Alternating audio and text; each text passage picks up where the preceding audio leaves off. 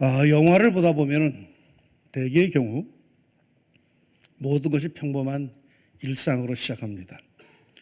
처음에는 말이죠. 모든 것이 다 평화롭습니다. 거의 모두 다 계획된 것이고 예상된 상황으로 전개가 되어 갑니다. 그야말로 그 해도 그 해이고 달도 그 달이고 반복되는 모든 것이 아주 정상적입니다. 문제될 게 하나도 없어 보입니다. 그런데 그렇게 평범하고 그렇게 정상적인 상황이 영화가 될 수 있는 것은 뭘까요? 그토록 모든 것이 정상적으로 잘 돌아가고 그리 돌아가야 하는데 어느 날 어느 구석에서 어떤 작은 것이 예상치 못한 문제를 일으키며 그 모든 흐름이 깨어지기 시작합니다. 문제가 하나도 없던 평범한 가정에 별것도 아니 예상하지 못했던 일이 발생하며 그것으로 인해서 모든 것이 뒤죽박죽 엉망이 됩니다. 한때 저는 자연주의자였습니다. 자연, 스스로자, 그러할 연. 모든 것이 스스로 그렇게 굴러가는 거죠. 그야말로 자연스럽고 모든 것이 오토매틱이죠. 신경 쓸 것 별로 없어요. 단추 하나만 눌러놓으면 모든 것이 계획된 대로 프로그래밍 된 대로 자연스럽게 잘 굴러갑니다. 그런데 인생은 그런 게 아닙니다. 인생은 예상한 대로 굴러가는 게 아닙니다. 오늘 성경 본문에도 그런 모습이 나옵니다. 블레셋과 이스라엘이 늘 싸웁니다. 마치 요즘에 싸우는 하마스와 이스라엘처럼 맨날 그 동네 그쪽 좀 맨날 싸웁니다. 그런데 당시에는 번번이 이스라엘이 패합니다. 그러자 이스라엘이 견디다 못해서 한 번은 자기들이 갖고 있는 법궤, 하나님 여호와 임재의 상징이라고 하는 이 법궤를 들고 나갑니다. 전쟁에서. 왜? 그 법궤의 힘으로 한번 이겨보겠다고 법궤를 부족같이 여겨서 전쟁터에 갖고 나갔습니다. 그리고는 역시 그 전쟁에서 패하고 법궤마저 빼앗기고 맙니다.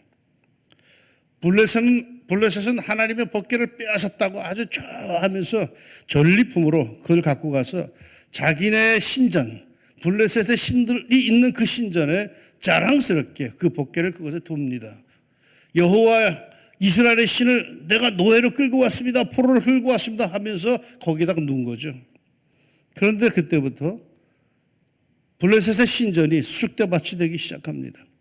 신상들이 밤마다 모조리 파괴되어 나갑니다. 누가 그런지도 알 수도 없습니다. 그래서 사람들이 할 수 없이 그 법궤를 마을로 옮겨다 놓으니까 이제는 마을마다 재앙에 임하는데 무서운 돌림병이 돌아서 수많은 사람들이 죽어나갑니다.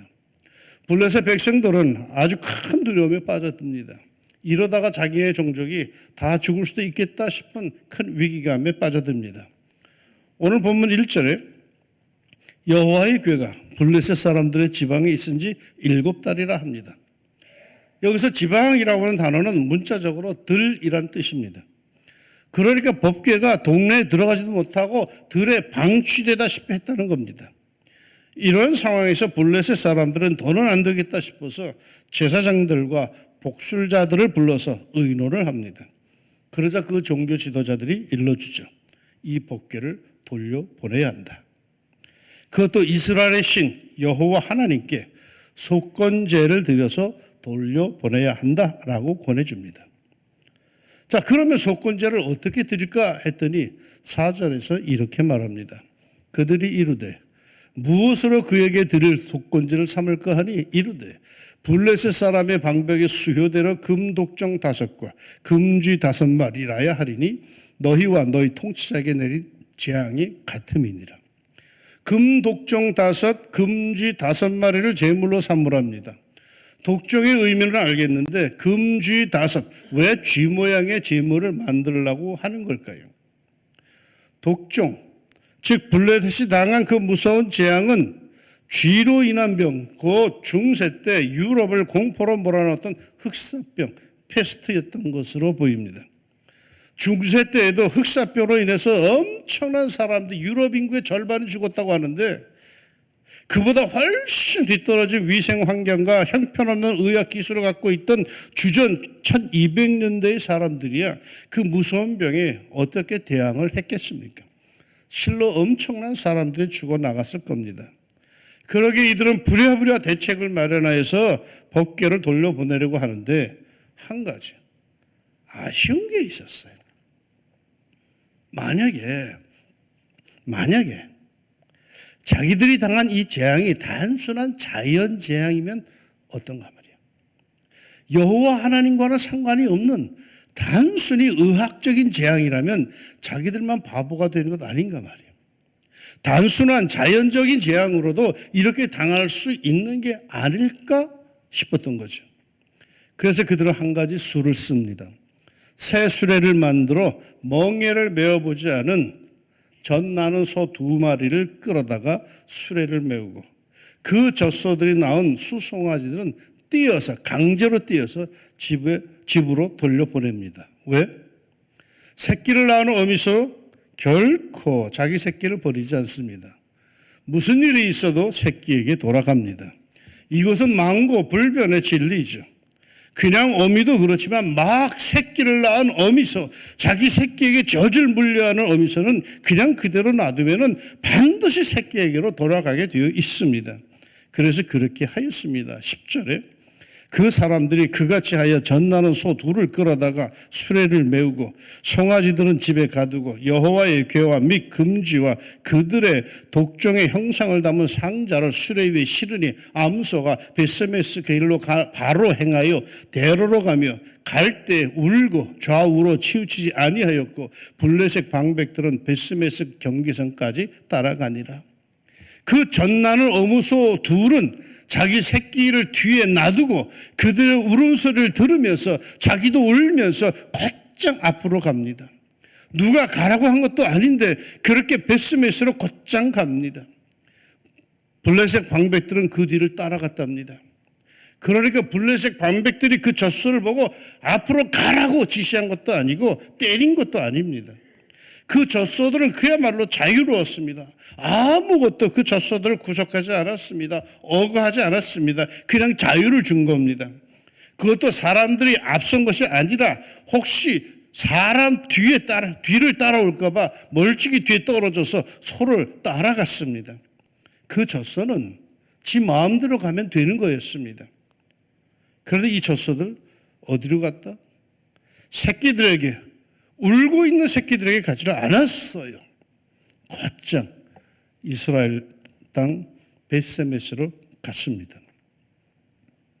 이 젖소들은 반드시 자연스레 자기 새끼들에게로 돌아가게 되어 있었습니다. 그게 지극히 상식적인 거였습니다. 사람들이 생각해도 그랬습니다. 젖나는 소, 새끼를 낳았고 그 새끼에게 젖을 물려야 하고 그 새끼들이 지금 집에서 울고 있고 자기들에게 짐은 실렸지만 어디로 가라는 것도 아니요.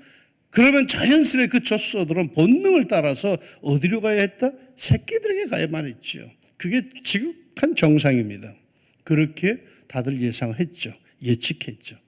그런데 그 젖소들은 이상하게도 새끼에게 가지를 않았어요. 그 젖소들은 도리어 자기가 죽을 자리로 터벅터벅 걸어갑니다. 울면서 그리로 갑니다.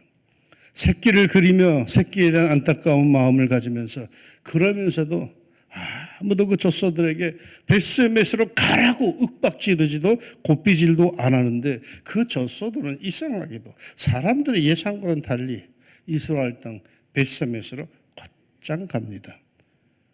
왜 그랬을까요? 하나님의 손길이 거기에 있었습니다. 보이지 않지만 그러나 거대하고도 강력한 하나님의 손길이 거기에 있었습니다. 그 떨어지지 않는 발길을 떼게 하시는, 울면서라도 가게끔 하시는 창조주 하나님의 손길과 의지가 그 소들에게 있었습니다. 그러게 소들은 울지만 좌우를 돌아보지 않고 곧장 이스라엘 땅 베스메스로 향하여 갔습니다. 여러분, 하나님의 역사에는 하나님의 손길이 있습니다. 이것이 나의 단순한 인간적인 역사라면 모르겠지만 이것이 적어도 하나님의 역사라고 믿는다면 거기에는 하나님의 손길이 있습니다. 하나님의 역사에는 하나님의 의지가 있는 거예요. 이 세상을 만드시고 만물을 창조하신 그 위대하신 하나님의 의지가 있어요. 이것은 말이죠. 믿음으로만이 볼 수 있고 믿음으로만이 그 힘을 쓸 수 있을 뿐입니다. 예전에 어떤 분들이 그저 웃으면서 그런 소리를 해요. 우리 교회는 망할 거라고. 왜 그렇게 생각하느냐 했더니 자기들이 치밀하게 이것저것 다 조사해보고 살펴보았는데 우리 교회는 뭐도 없고 상황은 이렇게 저렇게 전개되어 갈 것이고 지역사회도 이러저러하게 변할 것인데 그러면 우리 교회는 그 변화에 대비하지 못하여서 뒤떨어질 것이 뻔하고 그러건 결국은 반드시 망할 거라고 교회 문 닫을 거라고 그러더라고요. 망했을까요? 교회 한심하기 짝이 없어. 인간적인 눈으로 보면은 경제 논리로 볼 것 같으면 학문적인 시각으로 볼 것 같으면 행정적인 눈으로 볼 것 같으면 교회만큼 허술한 곳이 없어요. 행정 절차, 법, 논리, 징벌, 책임, 소재 어느 것 하나 제대로 확실하고도 체계적인 것 없어요. 사회법, 사회 논리의 잣대로 재면은 모든 게 다 권리들어요. 다 문제거리예요. 다 불법이에요. 그래서 망하는 것은 그야말로 시간 문제예요. 그런데 예측대로 예상대로 그리 안 돼요. 교회는 도리어 강건하게 서갈 겁니다. 왜요? 그렇게 가면 반드시 망할 것인데 왜 교회는 도리어 강건하게 서갑니까? 한 가지를 못 봤어요. 거기에는 하나님께서 핏값 주고 사신 하나님의 사랑, 십자가의 사랑, 독생자를 죽이면서까지 사랑하시는 하나님의 의지, 하나님의 보호하심이 있음을 보지 못한 거예요. 사도 바울이 에베소 교회 장로들에게 고별 선교를 하면서 이렇게 증언을 해요. 여러분은 자기를 위하여 또는 온 양떼를 위하여 삼가라. 성령이 그들 가운데 여러분을 감독자로 삼고 하나님이 자기 피로 사신 교회를 보살피게 하셨느니라. 교회는 어떤 곳이라? 하나님이 자기 피로 사신 교회예요. 이렇게까지 아끼고 아끼시는 교회를 하나님께서 내버려 두신다고요? 사람들은 알지 못했어요. 그러기에 가장 중요한 이 하나님의 의지, 하나님의 보호하심, 하나님의 축복하심을 못 보았기에, 계산하지 못했기에 교회는 망할 것이라 예상했지만 자기들 뜻대로 예상대로 안 되었어요. 나는 우리 이 왕십리 중앙교회에 이 창조주 하나님의 의지, 사랑, 축복이 있음을 믿습니다. 세상 사람들이 볼 때 아이쿠 저 교회 어떻게 꾸려갈까 싶지만은 하나님의 손에 붙들린 한 우리는 뻗어 나갈 겁니다. 목사님들 모임에 나가가지고 내가 그런 얘기를 했어요. 우리 왕십중학교는 등록을 권하지 않습니다. 그랬더니 깜짝 놀래. 교회인들이 어떻게 유지하십니까? 그래서 그래도 하나님이 다 주십니다. 하나님이 하시는 거예요. 우린 다 종이야. 하나님께서는 하나님의 교회를 지키시고 이끄시고 축복하심을 믿습니다. 우리 자신도 마찬가지죠. 제가 엉뚱한 간증을 하나 하겠습니다. 전 대학에서 철학을 전공했어요.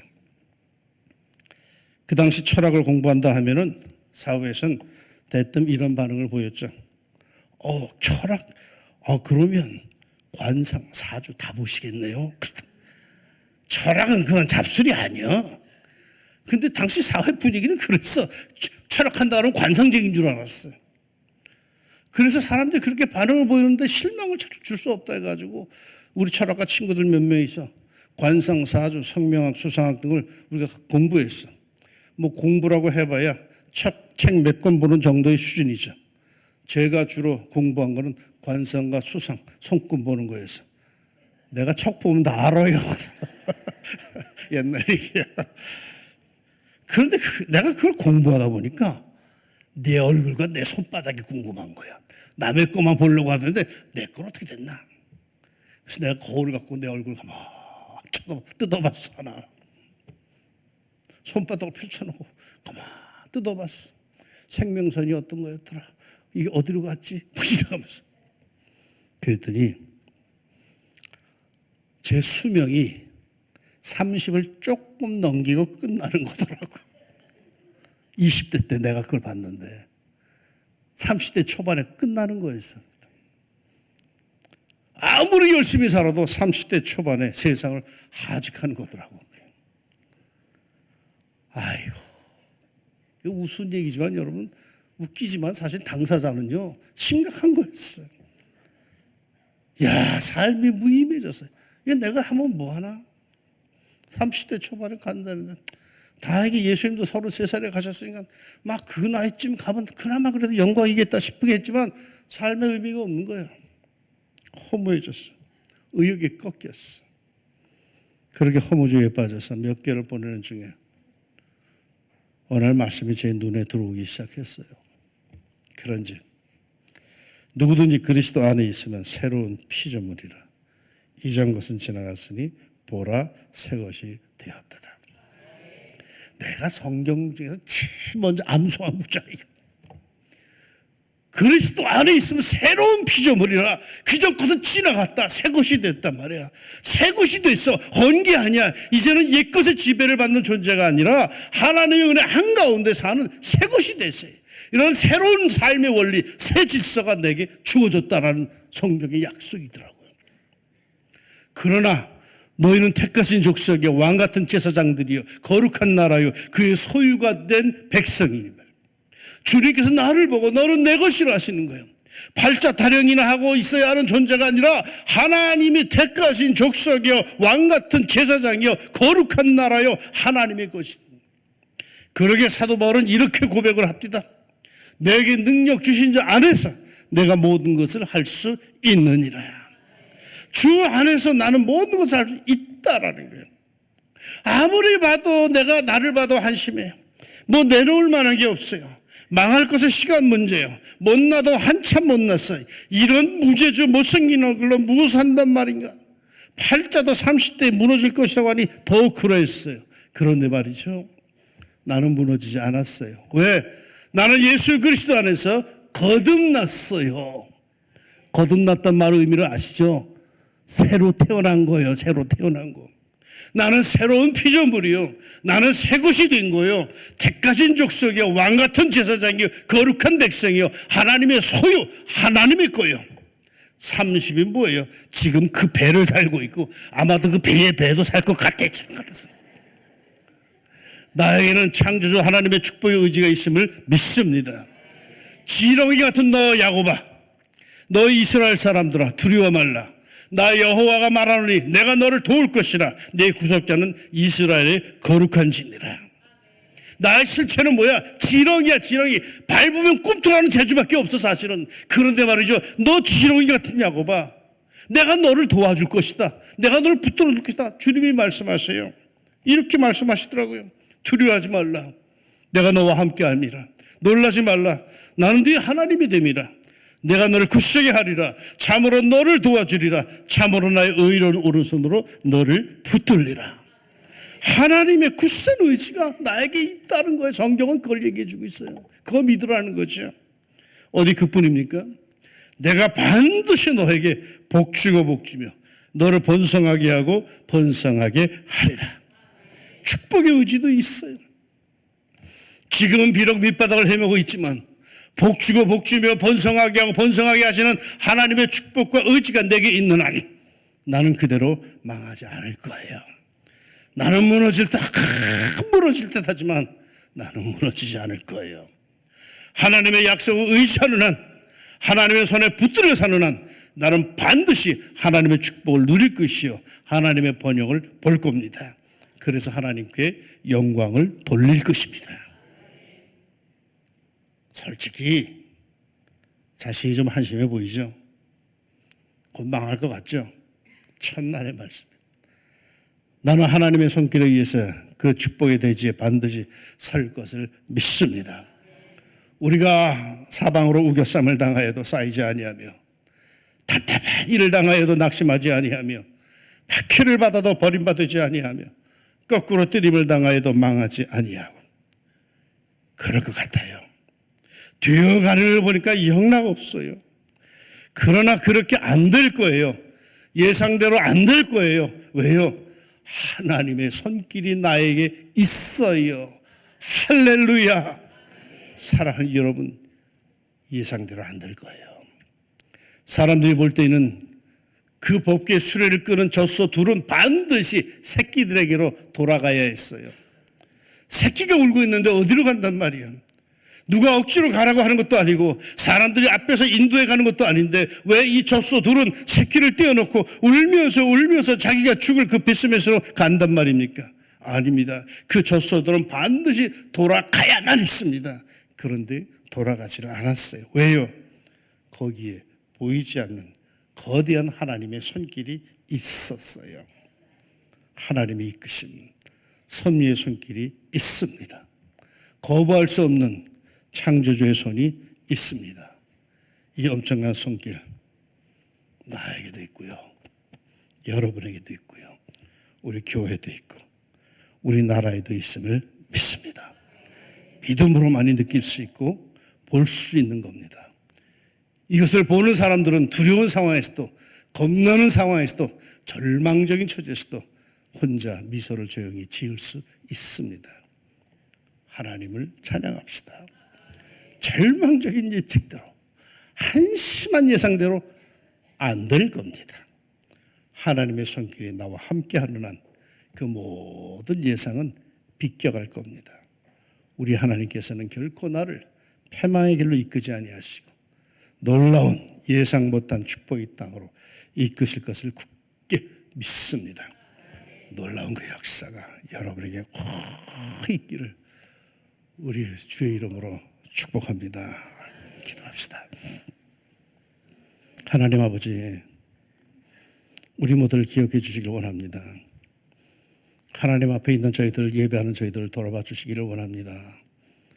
어떤 사람들은 자기 스스로 바라봐도 자기를 봐도 한심하기 짝이었고 뭘 할 수 있을까 한숨부터 나오는 사람도 있을 겁니다. 어떤 사람은 몸에 어떠한 병으로 인해서 두려움 속에 쩔쩔매는 사람도 있을 겁니다. 내 인생이 이제 끝났나 봐. 이런 절망적인 상황이 드는 사람도 있을 줄 압니다.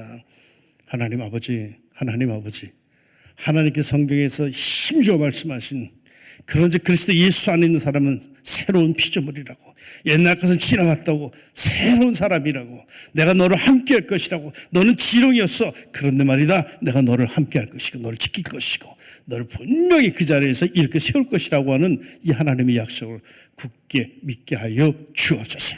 세상 사람들이 심지어 가족들조차도 나를 보고서는 아이고 안 됐다 하지만 그러나 나에게 하나님의 약속이 있는 한 그 하나님의 손길이 나를 다시 한번 강하게 하고 이렇게 세울 줄로 믿습니다. 주여 도와주시사 이 세상을 이길 수 있는 하나님의 사람들로 모두가 다 거듭나게 하여 주옵소서.